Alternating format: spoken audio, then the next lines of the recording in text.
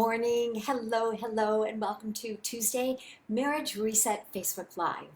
I'm so happy to be back here with you today. It seems like it was a very long weekend. And so, what did you do over the weekend? Did you enjoy something new? Did you have an opportunity to rest and recharge?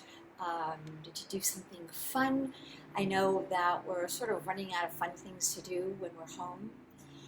But it looks like, from what I'm hearing and reading, that many countries around the world and many states in the US are really looking seriously at reopening. I think that's how they're talking about it, is reopening. And I want to talk about that today. I want to talk about how we as individuals are going to do that. Because it's one thing for governments and people, officials and people in authority to have ideas about this and to create guidelines and ways for us to think about it and for businesses to think about it. But there's something that I really want to ask you this morning, and that is, what is your tolerance for risk? What is your tolerance for risk? Do you even know? Risk, a lot of times we react to something that we perceive outside our conscious awareness as risky, but we don't really talk about risk and a tolerance to risk. So for example, I'm pretty risk averse, which means I don't have a high tolerance for risk. Not only don't I have a high tolerance, I really don't like it at all. I will go a long way to avoid risk. Right? Risk averse. And that shows up all over the place. It will show up, the obvious things are vacations, all of those vacations that are extreme, vacations swinging off bungee cords and, that kind of stuff. It shows up in investing and has all my life. It shows up in all kinds of ways.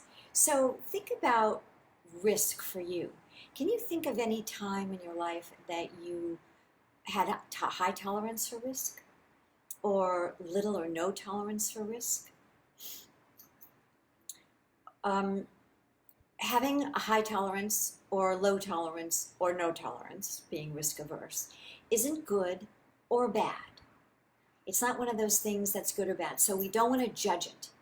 We want to just know that it's true. We want to know that it's true so that we can understand ourselves better. Okay, so sometimes people are tall, sometimes people are short. It's not good or bad, unless in my case I'm short and I'm trying to get something off the top shelf. But in that case, I know that I'm short and I know I can't reach the top shelf, so I have step stools all over my house, in different closets and in the kitchen. So I can do that. I can make sure I have step stools where I have things on high shelves because I know that I'm short. I don't judge that I'm short. I just know that I'm short, and then I decide what is it that I need to have around so that I can get done what I need to get done. The same thing is true with risk. It's not good, it's not bad. However, being risk averse or having low tolerance for risk or having high tolerance for risk might affect your partner, because you might want to be doing things or not doing things. When we talk about reopening, when we talk about going back, and we really can't go back, when we talk about deciding when we want to go to dinner, get a haircut, get a manicure, take kids back to school. So maybe the schools will open and they'll open later than you might be comfortable sending your child to school. Maybe schools will reopen before you're comfortable sending your child back to school. And I want you to think about the risk of doing that. Risk is very deeply seated inside us. It isn't something that is easily changed. It's a lot like a value that we need to honor in order to be our best and do our best. So think about your own tolerance for risk, and then sit down together, you and your partner, in a way that the conversation, The purpose of the conversation is to be curious and to talk about what you think your tolerance is together. Maybe you know, and you're going to share your tolerance for risk for the first time with your partner, because we don't often have these conversations and talk about risk tolerance. I suggest that you think about having a couple of conversations to be curious. The conversations are for the purpose of being known only, not for the purpose of problem solving, not for the purpose of making any decisions about leaving the house and going to certain places or not going to certain places. Not making decisions, not problem solving if you find that you have different risk tolerances. And it's my money's on that you have different tolerances for risk. We rarely are attracted to people with the same risk tolerance. That is a whole other conversation, but we really are rarely compatible when it comes to risk. So what we have to do is negotiate it. What we have to do is first understand our own level of risk, tolerance for risk. Then we have to understand our partners. I really want to hear a lot about your tolerance for risk. That's how you start the conversation. I'm really interested. There is no judgment. There is no good or bad, right or wrong. There is no judgment. There is no ridiculing, shaming, pressuring. It is what it is. So you want to hold the space for an engaged conversation, for a curious conversation, for a very meaty conversation. And when your partner is talking to you about their level of risk or tolerance of risk, tolerance for risk, in the back of your mind, you can hear yourself talk, well, what does that mean about me? Does that mean I can't do this and I can't do that? Or that she's going to do this or he's going to do this and I don't want them to. Quiet the self-talk.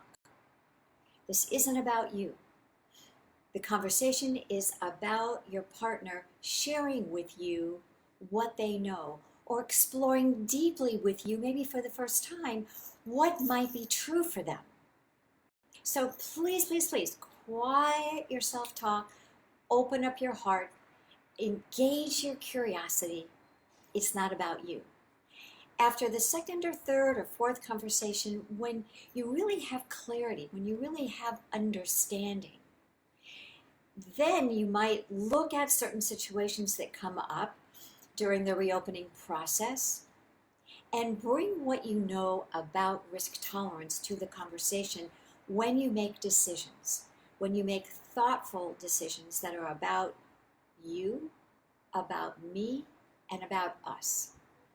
We may not need to be in lockstep with every single decision we make. If you have a higher tolerance for risk and you're more comfortable going out and doing XYZ than I am, then I have to find a way inside myself to support you, to own and honor what's true for you. And that doesn't mean I have to join you. It also doesn't mean that I get to restrict you. I'm not in control. So I may have to find a way to be uncomfortable, even afraid, when you do the thing that matches for you. Let's talk about fears. Fears are anticipated loss in the future. Right? Fears are anticipated loss in the future. We are only afraid of losing two things. The first thing is fear of losing our safety physically, and the second is the fear of losing our safety emotionally, mentally. Two things: physical, emotional. Your fears may be more readily available. When we talk about risk, you may talk about risk in terms of being afraid. And that's one very common way to begin to assess risk. Don't look for the reasonable, rational, or logic behind having risk, behind having a low tolerance for risk or being risk averse. It is not about reasonable, rational, or logical. You can't be talked in or out of it. You can't be pressured about changing. It's pretty fixed, and there are some good reasons for that. So what I want to suggest to you is that you investigate, that you explore, that you open up to having more and more and more information about each other. And really hold this information and think about this information as factual. Don't challenge it. Think of it as factual. Don't look for a cause. Don't look for, hi, Beth, thank you for being here. Don't look for a cause. Don't look for a reason. Don't look for it to make sense. Risk tolerance is very internal. It's very organic for each person. So you're much better off really being open, being curious, and hearing more and more about what your partner already knows about their risk tolerance, or exploring with them what their risk tolerance might be. Okay, that's it for me about risk and risk tolerance. I want to remind you that I have office hours in the Zoom Coaching Center on Fridays. For anybody that is on the Facebook Live, so if you're watching the replay, you too can join us in the Zoom Coaching Center. So I want to do that because I want to see you, right? I want to see you, I want to talk to you, I want to know what's going on. And if you jump on the call with your partner, I can really tweak any of the relationship skills or tools or strategies that you're using and make them absolutely usable and meaningful to you. So just send me a message, a Facebook message, and give me your full name, your email address, and your telephone number, and we'll email you back immediately with the ID for the Zoom Coaching Center on Friday. So, and if you're watching the replay, let me know what your risk tolerance is. Is this a new idea for you? How valuable is it to really begin to sort some of the things that are going on, some of the confusion, the discomfort, the fear, through the lens of risk? Okay, everyone, it's been great to be here again with you today. Stay well. I've got you. Together, we are going to do this. Take very good care. Bye-bye for now.